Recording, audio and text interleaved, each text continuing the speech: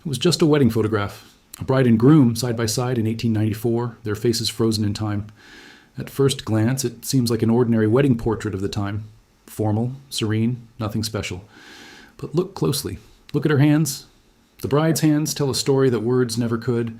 Scars, deep, deliberate marks etched into her skin. What happened to this woman? Why is she standing next to a man who, according to all the laws and customs of the time, should never have married her? And why did someone hide this photograph for over 130 years? This is not just a wedding photo. It is proof.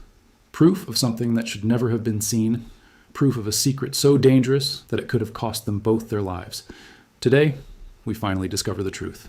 If stories like this move you, take a second to subscribe and hit the like button, because what comes next will change how you see American history. The demolition crew was supposed to arrive on Monday. By Friday, the house would be nothing but rubble and memory. 11 years of legal battles, unpaid taxes, and bureaucratic neglect had finally sealed its fate. The Victorian mansion at the end of Oakwood Road in Natchez, Mississippi, once a symbol of wealth and southern grandeur, would disappear forever. Helen first saw the house on a humid afternoon in late August 2023. She worked as a senior archivist for the Mississippi Department of Archives and History, and she had volunteered to lead the final documentation effort before the demolition. It was routine work, the kind she had done dozens of times. Photograph the rooms, catalog any remaining artifacts, file the paperwork, move on. But this house felt different. The moment she stepped onto the warped porch, something shifted in the air. The smell of rot and age hung heavy, mixing with the distant sweetness of magnolia blossoms. Inside, the walls were streaked with water damage, and the floorboards groaned beneath her boots. Furniture lay toppled and broken, left behind by whoever had lived here last. An old woman named Dorothy, according to the county records. She had died alone in 2012, with no children, no siblings, no one to claim her belongings. Helen moved through the first floor methodically, her camera clicking in the silence. Parlor, dining room, kitchen, nothing remarkable, just the ordinary debris of a life ended and forgotten. It was the attic that changed everything. The stairs leading up were narrow and treacherous, several steps missing entirely. Helen climbed carefully, her flashlight cutting through the darkness. The attic was cramped and suffocating, the air thick with dust that made her eyes water. Broken furniture, stacks of moldy newspapers, a child's rocking horse with one missing leg, and in the far corner, half buried beneath a collapsed shelf, a small leather trunk. Helen knelt beside it. The leather had cracked and peeled with age, but the brass latches still held. She worked them open slowly, her fingers trembling with an anticipation she could not explain. Inside, wrapped in layers of brittle newspaper dated 1932, was a photograph. She lifted it into the light. A wedding portrait, a white man in a dark suit, a black woman in a simple white dress, and a date inscribed at the bottom, 1894. Helen's heart stopped. Helen did not sleep that night. She sat at her desk in Jackson, the photograph propped against her computer monitor, unable to look away. The faces stared back at her. The groom with his jaw set in quiet defiance, the bride with her chin lifted, her eyes carrying something that looked almost like triumph. But it was the hands that haunted her. Under her magnifying glass, the details became undeniable. The bride's hands, folded gently at her waist, bore a network of scars. Thick, ropey marks that crisscrossed her palms and circled her wrists. These were not the scars of accident or illness. They were the scars of bondage, of rope burns and shackles, of tools gripped until flesh tore and healed and tore again. Helen had studied photographs of formerly enslaved people. She recognized the patterns. But the Civil War had ended in 1865, nearly 30 years before this wedding portrait was taken. By 1894, the woman in this photograph should have been free. She should have been living without chains, without masters, without the brutal labor that left such permanent marks. So, why did she still bear fresh wounds? The next morning, Helen contacted James, a historian at Howard University who specialized in post-Reconstruction Southern history. She sent him high-resolution scans of the photograph and waited. His response came within 2 hours. "Where did you find this?" she explained. "The abandoned house, the leather trunk, the newspaper wrapping dated 1932. "Helen," James said slowly, "I think I know what we're looking at. Those scars are consistent with something called debt peonage. After the war, many plantation owners used legal tricks to keep black workers trapped on their land. Sharecropping, contracts with impossible terms, fabricated debts that could never be repaid, vagrancy laws that criminalized unemployment. The workers were technically free, but they couldn't leave. They were beaten if they tried to escape. Some were worked to death." Helen looked at the photograph again. The bride's hands, the groom standing beside her. "But she married him," Helen said. "She married the son of her captors." "That's what we need to understand," James replied. Who was she? Who was he? And how did they end up standing together in that photograph? The search for answers had begun. The trail began with property records. Helen spent the next 2 weeks buried in the Natchez courthouse archives, pulling deed transfers, tax filings, and census records that stretched back to before the Civil War. The Victorian house on Oakwood Road had been built in 1887 by a family that had relocated from Virginia after the war. Before 1865, they had owned a sprawling cotton plantation and over 300 enslaved people. After emancipation, the family sold their Virginia land and moved south to Mississippi, where they purchased new acreage and rebuilt their fortune through sharecropping. The patriarch, a stern man named Cornelius, ran the operation with an iron fist. His 3 sons managed the daily labor, collecting debts, enforcing contracts, and ensuring that the workers who lived on the land could never afford to leave. In the 1870 census, Helen found a list of laborers living on the property. Among them was a girl named Eliza, 12 years old, listed as colored and employed as a domestic worker. By 1880, Eliza was still there, now 22, still classified as a servant, still bound to the same family that had once owned her ancestors. But in the 1900 census, everything changed. Eliza was no longer listed as a servant. She appeared as the wife of Thomas, the youngest son of Cornelius. They had 2 children, a boy named Samuel and a girl named Grace, both classified as mulatto. Helen sat back, her pulse racing. The bride in the photograph was Eliza. The groom was Thomas, and somehow, impossibly, they had married. They had started a family. They had defied every law and custom that should have destroyed them both. But the 1900 census was taken 6 years after the wedding photograph. What had happened in between? How had this union survived in a world designed to crush it? Helen needed to find the family's private papers. According to county records, the documents had been donated to the Natchez Historical Society in 1978 by a distant relative who wanted nothing to do with the family's legacy. The papers had been sitting in storage ever since, untouched and uncatalogued. Helen made the call that afternoon. The Natchez Historical Society operated out of a converted antebellum home on Pearl Street, its rooms lined with shelves of deteriorating documents and forgotten artifacts. The curator, an elderly man named Walter, led Helen to a basement storage room where 12 cardboard boxes sat stacked against the wall. "Nobody's touched these in 40 years, Walter said. "Good luck." Helen began her work. The boxes contained a chaotic mixture of personal letters, legal documents, business receipts, and family photographs. She organized them by date, photographing each page and building a timeline of the family's post-war activities. The letters revealed the daily operations of their sharecropping enterprise: crop yields, equipment purchases, complaints about lazy workers. In the 3rd box, she found what she was searching for: a bundle of labor contracts, tied together with a faded ribbon. The contracts were printed forms with handwritten entries: names, dates, terms of employment. Each one followed the same pattern. A worker would sign an agreement to labor on the family's land in exchange for housing, food, and a share of the harvest. But the fine print told a different story. The workers were charged for their tools, their lodging, their food, even the seeds they planted. Interest accumulated monthly. If they failed to meet production quotas, penalties were added. If they tried to leave before paying their debts, they could be arrested for breach of contract and imprisoned. It was slavery in everything but name. Among the contracts, Helen found Eliza's.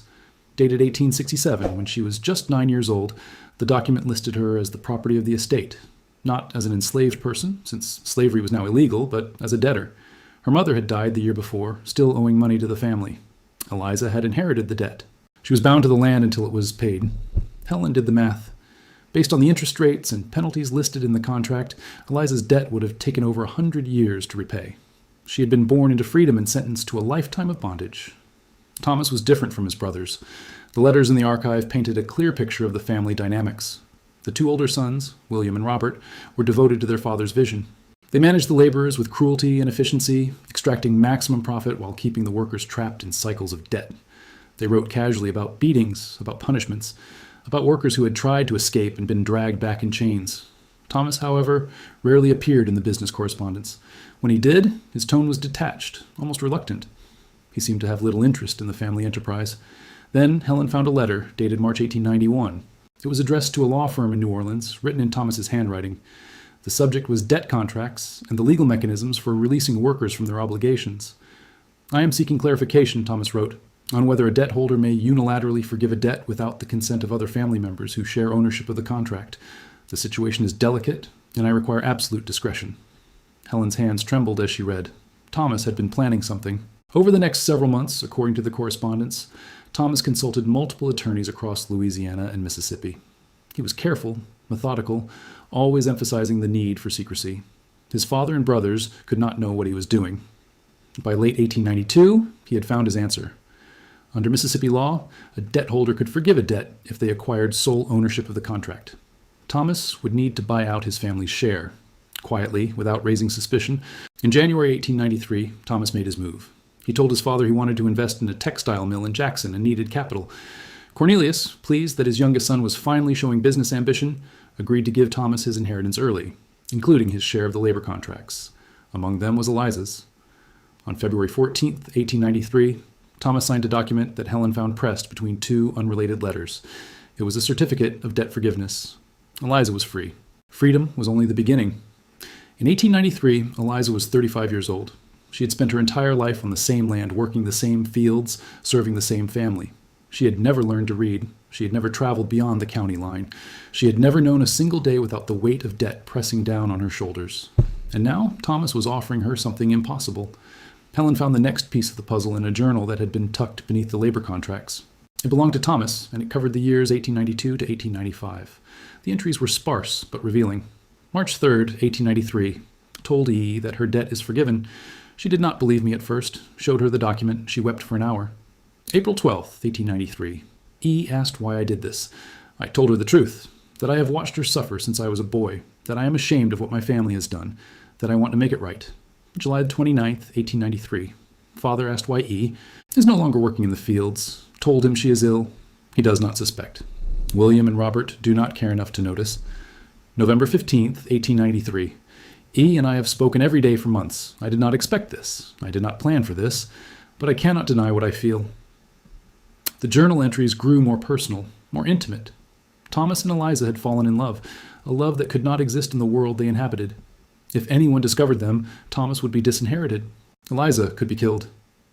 But Thomas had made his choice. January 8th, 1894, I asked E. to marry me. She said yes. We both know what this means. We will have to leave. We will have to disappear, but I would rather live in exile with her than spend another day in my father's house. The wedding photograph was dated February 22nd, 1894. They had married in secret, somewhere beyond the reach of Thomas's family. And then they had vanished. For years, Helen had assumed that interracial marriages in 1894 Mississippi were simply impossible. The state's anti-miscegenation laws were among the harshest in the nation, carrying penalties of up to 10 years in prison for both parties. Any minister who performed such a ceremony could be fined and jailed. Any witness who failed to report it could be charged as an accessory. So how had Thomas and Eliza married? The answer came from an unexpected source. While researching the family's history, Helen had contacted descendants of the Natchez black community, hoping to find oral histories or family records that might mention Eliza. One of them, a retired schoolteacher named Cora, responded with startling information. My grandmother used to tell a story, Cora said, about a woman named Eliza who escaped from a plantation near here. She said Eliza was helped by a white man who loved her. They went north to a place where they could be married legally, Illinois. Helen checked the records. In 1894, Illinois was one of the few states that did not prohibit interracial marriage. The trip from Natchez to Illinois would have taken several days by train, passing through territory where Thomas and Eliza would have been in constant danger of discovery. But they had made it.